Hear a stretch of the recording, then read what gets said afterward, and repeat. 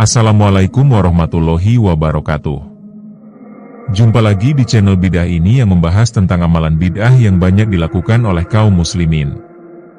Pada episode kali ini kita akan membahas mengenai zikir berjamaah setelah sholat wajib yang dipimpin oleh seorang imam. Bagaimana Al-Quran dan Sunnah menilainya, dan bagaimana pandangan para sahabat Nabi dan ulama salaf. Selamat menikmati sajian ilmu yang insya Allah berguna untuk kita semua di dunia dan akhirat.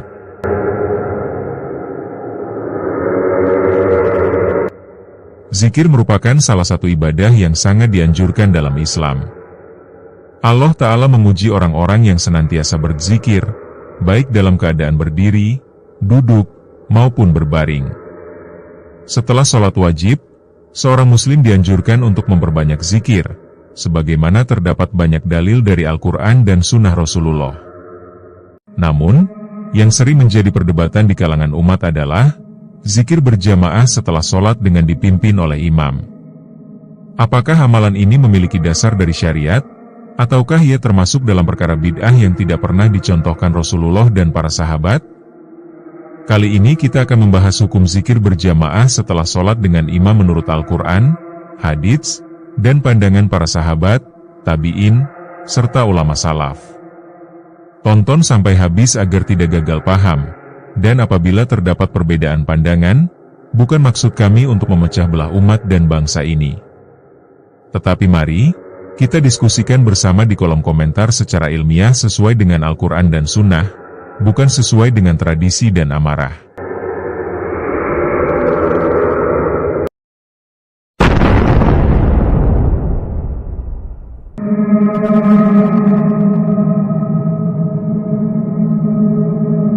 Di dalam Al-Quran, Allah Ta'ala telah berfirman dalam surat An-Nisa ayat 103, yang artinya, apabila kamu telah menyelesaikan sholat, maka berzikirlah kepada Allah, baik sambil berdiri, duduk, maupun berbaring. Dan juga pada Quran surat Al-Ahzab ayat 41-42, yang artinya, hai orang-orang yang beriman, berzikirlah dengan menyebut nama Allah, zikir yang sebanyak-banyaknya. Dan bertasbihlah kepadanya di waktu pagi dan petang. Ayat-ayat ini menunjukkan bahwa zikir setelah sholat adalah amalan yang dianjurkan. Akan tetapi, ayat tersebut tidak menjelaskan tata cara zikir, apakah dilakukan secara berjamaah dipimpin imam atau masing-masing melakukannya sendiri. Begitupun dalam hadits-hadits syahih, Nabi memberikan tuntunan zikir setelah sholat. Dalam hadits Bukhari dan Muslim, dari Al-Mughirah bin Syubah radhiyallahu anhu, Rasulullah bersabda, apabila selesai sholat, beliau mengucapkan, La ilaha illallahu wahdahu la syarikalah, lahul mulku wa lahul hamdu wa huwa, ala kulli syai'in qadir. Dan hadis Muslim dari jalur Abdullah bin Zubair radhiyallahu anhu, ia berkata, Rasulullah apabila selesai sholat, beliau beristighfar 3 kali, lalu membaca, Allahumma anta salam wa minka salam tabarokta ya adzal jalali wal ikram. Hadits-hadits tersebut menjelaskan bacaan zikir setelah sholat, namun tidak ada satupun riwayat syahih yang menyebutkan bahwa Nabi memimpin zikir bersama-sama dengan suara keras yang serempak.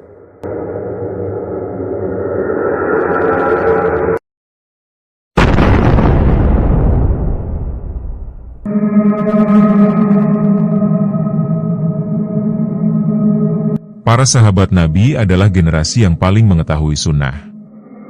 Dalam riwayat-riwayat sahih, mereka juga berzikir sendiri-sendiri setelah sholat, bukan dipimpin imam.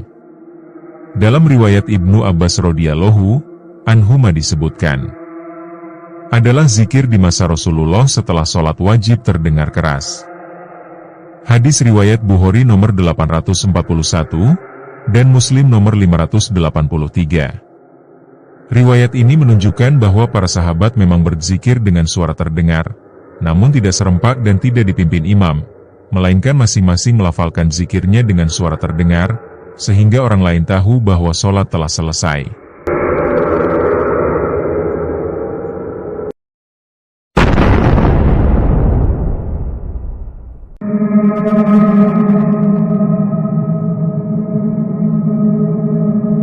Para tabi'in yang mengikuti jejak sahabat juga tidak dikenal melakukan zikir berjamaah dengan dipimpin imam.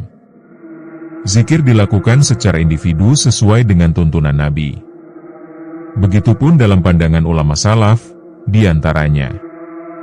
1. Imam Syafi'i berkata, "Aku memilih bagi imam dan makmum untuk berzikir kepada Allah setelah salam." Dan keduanya berzikir dengan suara rendah, kecuali jika imam ingin mengajarkan zikir kepada makmumnya, maka boleh dikeraskan sampai mereka belajar, kemudian setelah itu direndahkan suaranya. 2. Imam An-Nawawi menjelaskan, zikir setelah sholat disunahkan dengan suara pelan, kecuali dalam rangka mengajarkan bacaan zikir kepada orang-orang yang belum mengetahuinya. 3. Ibnu Taimiyah menegaskan, adapun imam memimpin zikir setelah sholat, lalu para makmum mengikuti bacaan zikirnya secara bersama-sama, maka hal ini tidak pernah dilakukan oleh Rasulullah dan para sahabatnya.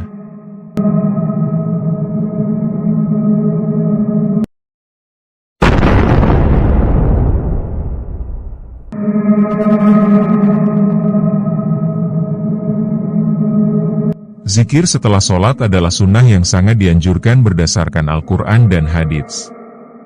Nabi dan para sahabat melakukannya secara individu, meskipun boleh terdengar suara zikir tersebut. Namun zikir berjamaah dengan dipimpin imam tidak memiliki dalil dari Rasulullah, para sahabat, maupun tabi'in. Karena itu, praktik tersebut dinilai sebagai bid'ah dalam tata cara ibadah. Begitupun ulama salaf menjelaskan bahwa jika imam ingin mengajarkan zikir, ia boleh mengeraskan suara, tetapi setelah itu kembali pada zikir masing-masing.